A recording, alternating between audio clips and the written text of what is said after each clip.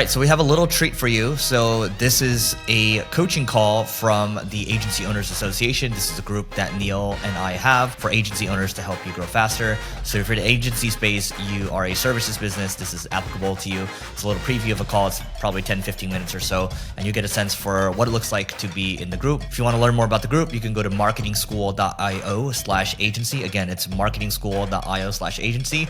Hope you enjoy the episode. David, why don't you go ahead first? So jump right on. Explain your challenge. Hi everyone, I'm 𝗔𝗕𝗢𝗧. I own a branding agency. We also do some digital marketing, some search engine optimization, some content writing for a lot of small businesses. I'm trying to get away from the solopreneurs and the very small budget, small clients, and get into some mid-market or just large SMBs. Getting through to the decision maker is pretty challenging. They're pretty well gate kept, and just aside from nagging them and friending them on LinkedIn and spamming the crap out of them, I'd like to hear some tried and true methods for getting through the gatekeeper to get an audience. Yeah. So Adam, you're muted, Adam. Yeah. Go ahead and jump in. Thank you, Ezra. So I'm just big on LinkedIn, and what I do is like, they kind of call it near bound. It's kind of like, it's like you have the person and then you have the circle of other people who also make it. So we also find that the person at the top, maybe the CMO, the director, is probably not going to answer your LinkedIn message. But if you start to, I use LinkedIn Navigator because it kind of maps out who's in this company in the marketing department. And so then I just kind of get my list of those 6 or 8 people that are circling around there. I start there first, liking their stuff, commenting on their things, getting familiar, and then go in for the director and, say something interesting, insightful about it, non-selly. And then I hit up the director with something that's interesting or related to what they've had said. Now, the challenge often is for you guys, I don't know, you could tell me, but the marketing people are on LinkedIn quite often because we're kind of a showy bunch, all these brand marketing folks. So they're often showing off on there. So I have the opportunity to kind of connect with them. Now, if you're trying to reach a CTO or whatever, what I hear is that they're not on there or not checking it. Like marketing people are at least on there once a week, but a lot of them. But the other folks, not as much. So I don't know what to do about that. So you're establishing yourself as a connected expert or at least contributor, and you're becoming familiar. You're warming yourself to them, sort of in a stalker sort of manner. Exactly. But I also think about it like myself. Like when someone likes my post, sometimes I have 8 likes, sometimes it's 24. But whoever's doing it, and I haven't seen them before, I'm checking them out. So if I'm checking out the people liking my stuff, I'm sure that they're doing the same thing. So you want to kind of make sure that your profile has a call to action and all these other things. But it's just like human nature, I believe, that if someone says something interesting or complimentary or contradictory, you're going to go check out who's saying this, who's this person. So that's what I kind of like believe, but I'd love to hear anything contrary. Here's my 2 cents on it, at least from what I've experienced over the years, is that, it's all about trust. And so you've got that gatekeeper. And gatekeepers aren't the admin these days. The gatekeeper is the digital marketing manager or somebody along those lines. And at least from what I found, if I'm able to establish trust with that person is usually that person that is usually going and saying, yeah, I need your services. And so they're going to then take that to the person with the budget and saying, I want this. This is why I trust this person. And then they're going to make that introduction to you. So those gatekeepers, I don't find them to be gatekeepers as much anymore, at least they are in the marketing world.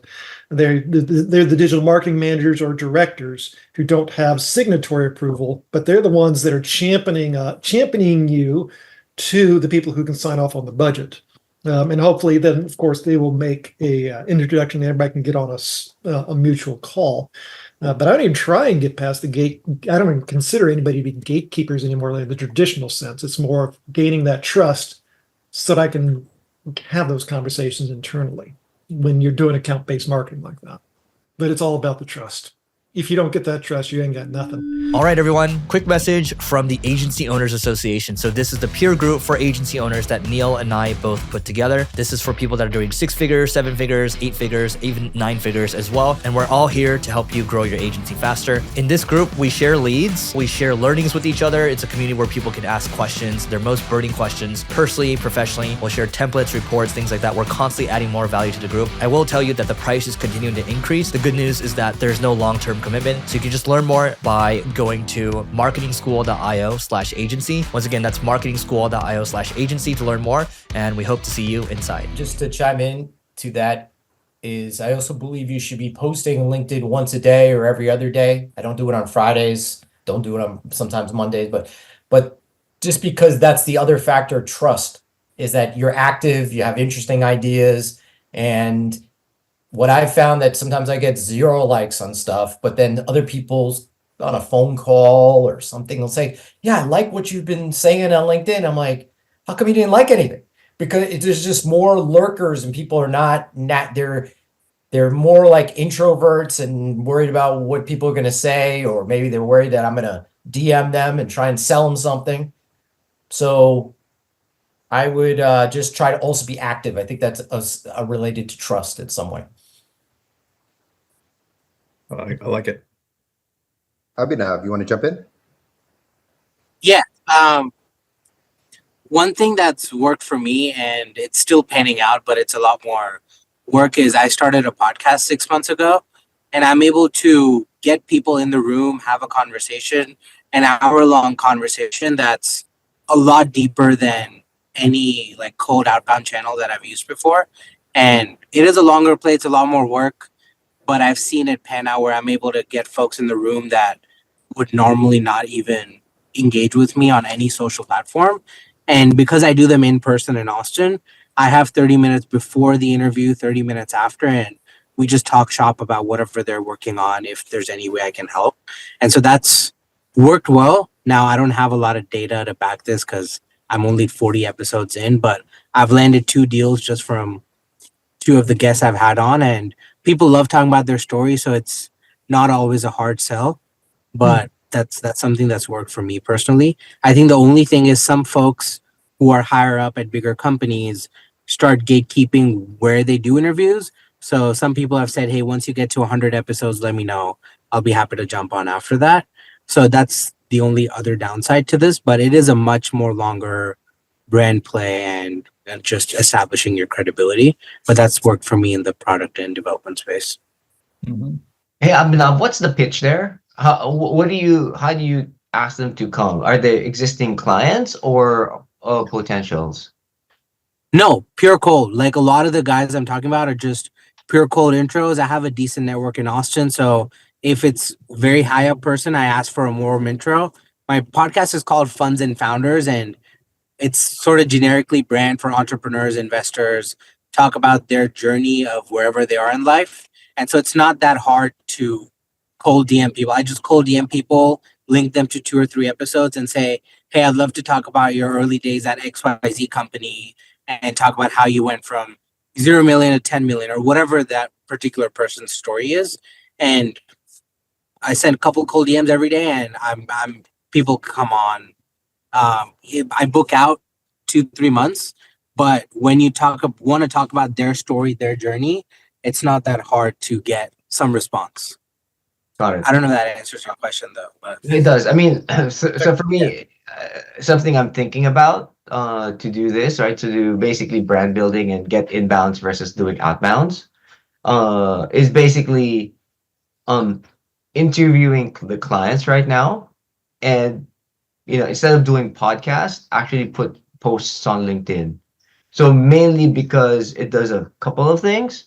One, it builds you as a brand, like, oh, okay, these guys are working with David and probably buying from him, right?